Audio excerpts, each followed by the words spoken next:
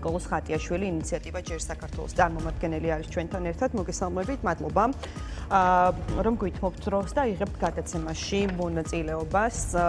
რაც შტატებს უნდა და რაც მამას უნდა, ამას გავიგებთ მოგვიანებითო, თქვა დღეს ირაკლი კობახიძემ რუბიოს განცხადების პასუხად. თქვენ რა შთაბეჭდილება დაგრჩათ, როგორ აღიქვა ქართული ოცნების ხელისუფლებამ მარკო რუბიოს განცხადება და თავად რუბიოს განცხადებები ტოვებს თუ არა სივრცეს, რომ შესაძლოა მართლაც არსებობდეს შანსი ივანიშვილის გუნდსა და შეერთებულ შტატებს შორის, კონკრეტულად ტრამპის ადმინისტრაციას შორის ურთიერთობების დაალაგების, იმიტომ რომ აი ბატონი გია რომ საუბრობდა, ახლა ხაზი გაუსვა, რომ ჩემთვის უცნაურია, თავად რუბიო რას გულისხმობდა, რომ რაღაცა პოზიტიური სიგნალებიც იყო ქართული ოცნების წარმომადგენლების მხრიდან, როდესაც თქვაო. მოგესალმებით, მივესალმებით თქვენს მაყურებელს. ეს რუბიოს განცხადების ეს ნაწილი, რომელიც პოზიტიურ ნაბიჯებს გულისხმობდა, ეს არის მხოლოდ განცხადების რაღაც ერთი მონაკვეთი, თუმცა მთლიანად რო შევხედოთ განცხადებას, ცოტა სხვა შთაბეჭდილება რჩება. მოსახლეობას, ანუ პირველი ის, რომ ჯო ვილსონის დასმულ კითხვაზე როდესაც მან შეფასებითი ნაწილიც დაუმატა ამ კითხვას იგივე ჩინეთთან დაკავშირებით, იგივე ირანთან დაკავშირებით, რუბიომ ძალიან ხაზგასმით აღნიშნა, რომ ჩვენ ვეთანხმებით, რაც ჩვენ თქვიო, დაახლოებით ეგეთი პათოსი იყო და ეს საკითხები იყო ჩვენი, ასე ვთქვათ, შეშფოთების საგანი. ანუ ამითი მაგან დაამტკიცა, რომ ეს არ არის მხოლოდ ბაიდენის ადმინისტრაციის მიდგომა და შეფასება, არამედ ეს ამას ტრამპის ადმინისტრაციას ფიქრობდა და სწორედ ამ განცხადების ამ ნაწილით ბოლო პერიოდში აი ეს სწორედ ნარატიული ნაწილი, რომელიც საუბრობდა იმასთან დაკავშირებით, რომ ეს დღეს რა ურთიერთობებიც გვაქვს ჩვენ ამერიკასთან, ეს ბაიდენის ადმინისტრაციის ბრალი არის, ხო, ანუ მთლიანად დაიმსხვრა. ზოგადად ამერიკის საგარეო პოლიტიკურ მიდგომებს რო შევხედოთ ისტორიულ კონტექსტშიც, ყოველთვის ახალი ადმინისტრაცია ცდილობს ხოლმე, რომ ძირითად მიმართულებებზე გააგრძელოს თავისი საგარეო პოლიტიკური მიდგომები და ამის ნათელი მაგალითი არის მაგალითად სომხეთი. თქვენ თუ გახსოვთ და ტელემაყურებელს მინდა შევახსენო, ბაიდენის ადმინისტრაციის დროს გაფორმდა უკვე სტრატეგიული პარტნიორობა სომხეთთან ერთად და შესაბამისად ეს პოლიტიკა, რომელიც გულისხმობდა სომხეთთან ურთიერთობის დაახლოებას, ბაიდენის ადმინისტრაციის დაახლოებით 2024 წლის ნოემბერი იქნებოდა თუ ზუსტად მახსოვს და აი ეს მიდგომა გაგრძელდა. აქედან გამომდინარე, რა თქმა უნდა, შეშფოთება არსებობს ალბათ დღევანდელ ადმინისტრაციაში, თუმცა როგორც ნახეთ, არსებობს კონკრეტული დათქმები, რის საფუძველზეც შესაძლებელია ამ ურთიერთობების გაღრმავება. რაც გადატვირთვა, რაც შეეხება უშუალოდ გადატვირთვის პროცესს, ხო აქ ორი მდგენელი ჩდება. ერთი არის ეროვნული უსაფრთხოების კუთხით, რამდენად მნიშვნელოვანია საქართველოსთვის ამერიკასთან ურთიერთობების გადატვირთვა და მეორე პარტიული ინტერესი, რომელიც გულისხმობს ქართული ოცნების სურვილს, რომ გადატვირთოს პოლიტიკა ამერიკელებთან. პირველ შემთხვევაში ნამდვილად ამ ეროვნული ინტერესის ჩარჩოთ შევხედავთ ამ პროცესს, დღეს რეგიონში ისეთი მოვლენები ხდება და ისე ვითარდება სიტუაცია, რომ ჩვენთვის ნამდვილად სასიცოცხლო მნიშვნელოვანი არის, რომ ამერიკასთან გადავტვირთოთ ურთიერთობები და აი ამ განვითარების ფაზაში ჩვენს ჩავჯდეთ. აი მარტივი შედარება რო გავაკეთოთ, როდესაც მატარებელი დაიძრება, ხო ის ნელა მოდის და ჯერ კიდევ გვაქვს შანსი, რომ შევახდეთ იმ მატარებელს და ის სარგებელი მივიღოთ იგივე ტრიპის პროექტიდან და სხვა პროექტებიდან, რომელიც შეიძლება მოგვიტანოს. მეორე მომენტი, რა თქმა უნდა, ქართული ოცნებისთვის ძალიან მნიშვნელოვანია არის ამერიკასთან ურთიერთობების გაღრმავება იგივე თავის ამორჩეველთან ლეგიტიმაციის კუთხით, იმიტომ რომ ქართული ოცნების ამორჩევლის დიდ ნაწილსაც გააჩნია სურვილი, რომ ეს ურთიერთობები გადაიტვირთოს.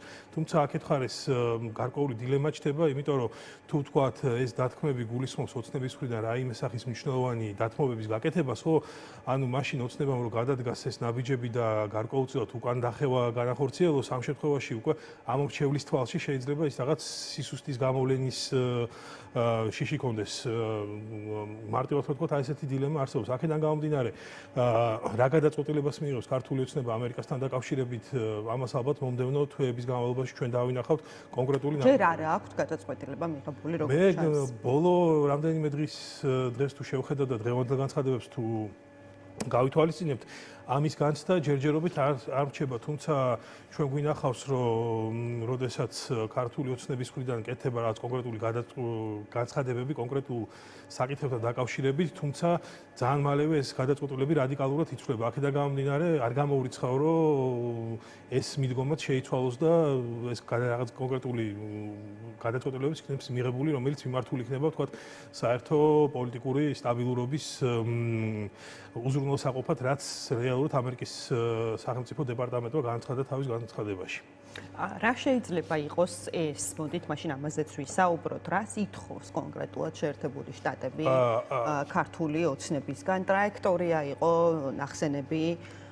როგორ შეიძლება ეს აღვიქვათ? ხო, ანუ მე ალბათ დავაკავშირებდი რუბიოს განცხადებასაც და სახელმწიფო დეპარტამენტის განცხადებასთან ვიზიტის შემდგომი.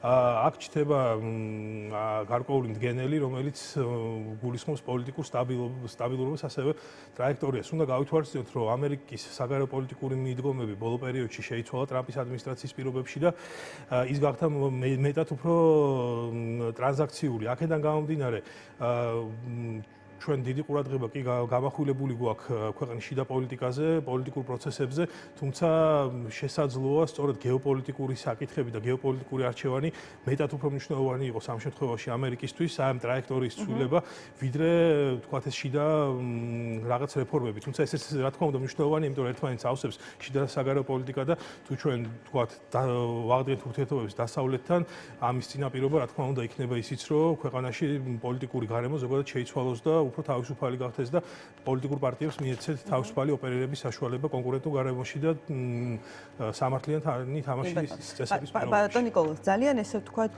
მძაფრად რეაგირებს ქართული ოცნება, არა თუ რაღაც იმაზე, რომ პრორუსულ ხელისუფლებად მოიხსენიებენ, არამედ რაღაცა პროჩინური, პროირანული, ხო, მათ შორის ვილსონის მხრიდან სწორედ ამ კონტექსტშიც იყო ხაზი გასმული შეკითხვის დასმის დროს და მათი პასუხი ესეთი არის, რაღაცნაირად ესე ბანალურად და პრიმიტიულად რომ ახსნათ, რომ აი ასგვერდში ნორმალური ურთიერთობა გვაქვს იგივე თუნდაც ირანთან და ჩინეთთან, ჩვენ გარას ითხოვს თავად შეერთებული შტატები ცდილობს ურთიერთობების დალაგებას ჩინეთთან. ესეთი იყო კობახიძის პასუხი. რა სიტყვით ამ ნაწილთან დაკავშირებით?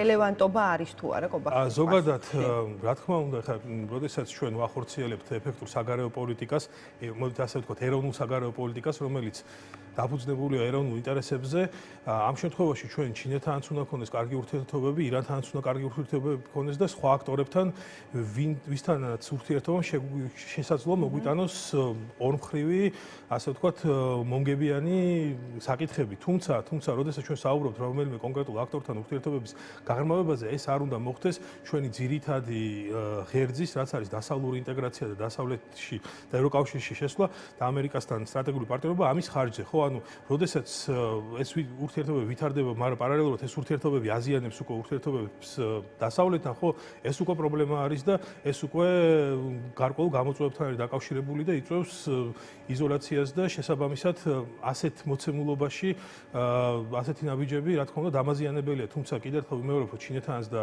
ირანთანაც შესაძლოა კარგი ურთიერთობები გქონდეს, ურთიერთსასარგებლო, მაგრამ ამის ხარჯზე არ უნდა დაზიანდეს დასავლეთთან წლების განმავლობაში და წლების განმავლობაში ასე ვთქვათ ჩამოყალიბებულია ეს კავშირები, რაც ჩვენ გვქონდა. ანუ ქართული ოცნების პრობლემა მათ შორის რაღაც ჩინეთთან და ირანთან კარგი ურთიერთობა კი არა, მისი ცუდი ურთიერთობა არის დასავლეთთან შეიძლება. ზუსტად აი აქეთკენ მივდივარ და არ უნდა მოხდეს ამ აღმოსავლეთ აქტორების ჩანაცვლება უკვე დასავლური აქტორებით, რა, იმიტომ რომ ჩვენ ყველა ქვეყანასთან გვაქვს და აქტორთან ინდივიდუალური მიდგომა და შესაბამისად ეს გარკვეული პოლიტიკა ხო ანუ რაღაც ეფექტურობას გვაძლევს და ასე შემდეგ და როდესაც შენ უკვე ცვლი ამ ყველაფერს რაც წლების განმავლობაში უკვე ჩამოყალიბდა და ანგრევ ხო იმის ხარჯზე რომ ჩანაცვლებას აკეთებ ამ აქტორების რა თქმა უნდა ეს დამაზიანებელია ჩვენი ეროვნული ინტერესებისთვის და ჩვენი ეროვნული უსაფრთხოებისთვის. კი ბატონო, გასაგებია და ასევე მინდა გითხოთ ბატონ ნიკოლოზ, რაღაცნაირად ესე ვთქვათ, სულ ვერ იქნება, როგორც იტყვიან, რაღაცა ჰაერში გამოკიდებული ეს ტერმინი რომ გამოვიყენოთ, ეს გაურკვეველი და ბუნდოვანი ურთიერთობა ხო შეერთებულ შტატებთან. ამასაც აქვს თუ არა, არ ვიცი, რაიმე ლოგიკური დრო მაგალითად, რომ აი რაღაც პერიოდში თუ არ გაირკვა, სულ ესე რაღაცა შეპასუხებების რეჟიმში ალბათ ვერ გაგრძელდება, ხო? ეს ურთიერთობა, ანუ იქნება თუ არა ამ ყველაფერს ლოგიკური დასასრული, მოდი ასე ვიკითხავდი და რა შეიძლება ეს იყოს?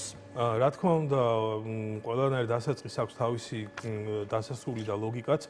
ბევრი რამ მე ვფიქრობ დამოკიდებული იქნება როგორც ჩვენს რეგიონში მიმდინარე პროცესებზე, ასევე ფართე-შავი ზღვის რეგიონში არსებულ ვითარებაზე, კერძოდ უკრაინაში მიმდინარე ომსა და სომხეთის არჩევნებზე.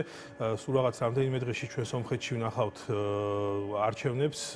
თუ ფაშინიანმა მოახერხა ამ არჩევნებში გამარჯვება და ქვეყანაში პოლიტიკური სტაბილურობის ელემენტი შემოტანა და საბოლოოდ აიღო ხელში ძალაუფლება, მაშინ ამას სავარაუდოდ პოზიტიური ნაბიჯები ექნება არა მხოლოდ სომხეთისთვის, არამედ მთლიანად რეგიონისთვის, განსაკუთრებით რუსული გავლენების შემცირების კონტექსტში და მეორე მდგენელი, რა თქმა უნდა, ეს არის უკრაინაში მიმდინარე ომი, სადაც უკრაინა ბოლო პერიოდში მნიშვნელოვან წარმატებას აღწევს, ხოლო რუსული ეკონომიკა სერიოზული გამოწვევების წინაშე დადგა და აი სწორედ რუსეთის დასუსტებით, რუსული გავლენების დასუსტებით და ამ გეოპოლიტიკური ძვრებით, რაც მიმდინარეობს ფართე-შავი ზღვის რეგიონში, ეს კიდევ უფრო შეასუსტებს ზოგადად რუსულ გავლენებს და სხვა ფაქტორების გავლენებს ჩვენს რეგიონში, კერძოდ სამხრეთ კავკასიაში. აქედან გამომდინარე, სწორედ ეს კონიუნქტურა, როდესაც აზერბაიჯანი ცდილობს შეამციროს რუსული გავლენები სომხეთიც, იმედია მიაღწევს ამას საბოლოოდ უკვე აი მოცემულობაში ჩვენ როგორც კავკასიის განუყოფელი ნაწილი, ხო, ანუ ჩვენც ხვდებით და საბოლოო ჯამში ალბათ ქართული ოცნება იძულებული გახდება, რომ შეცვალოს თავისი პოლიტიკური ვექტორი და გადაინაცვლოს ისევ დასავლეთზე, რადგან ზოგადად ისეთი პოლიტიკური გარემო ჩამოყალიბდება, რომ მაგის გარეშე ფიზიკურად, აი, არ ვიცი, ალბათ ძალიან სერიოზული პრობლემები შეექმნება ქვეყანას თავისი იგივე განვითარების კუთხით და უსაფრთხოების კუთხით. კი ბატონო, გასაგებია. მადლობა, ძალიან დიდი მადლობა იმისთვის, რომ დაგვეთმეთ დრო და მივიდეთ გადაცემაში მონაწილეობა. ნიკოლოზ ხატიაშვილი საუბრობდა დღის ამბების პირდაპირ ეთერში. ეხლა ჩვენ გვაქვს მცირე რეკლამის დრო და რამდენიმე წუთში რეკლამის შემდეგ დავბრუნდებით.